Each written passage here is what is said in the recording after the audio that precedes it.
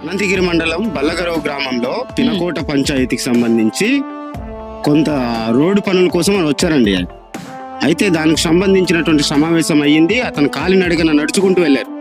అట్నుంచి తిరుగు ప్రయాణంలో బల్లగరువు నుంచి 1 కిలోమీటర్ దూరంలో ఒక ఊరు వస్తుందండి. ఒక చిన్న పల్లెటూరు అది. అక్కడ సుమారు 48 మంది విద్యార్థులు ఉంటారు.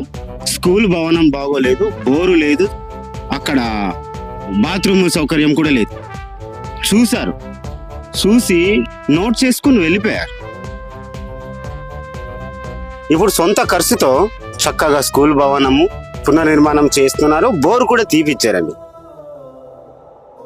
స్కూల్ భవనానికి సంబంధించినట్టు ఈ ప్రహారీ బాత్రూములు ఇవన్నీ కూడా క్లియర్ అయింది. స్కూల్ భవనం అయితే ఇంకా కన్స్ట్రక్షన్స్ అవుతుంది. ఖచ్చితంగా చేస్తారండి. సొంత నిధులండి, మీరు వెళ్ళి చూడవచ్చు కూడండి.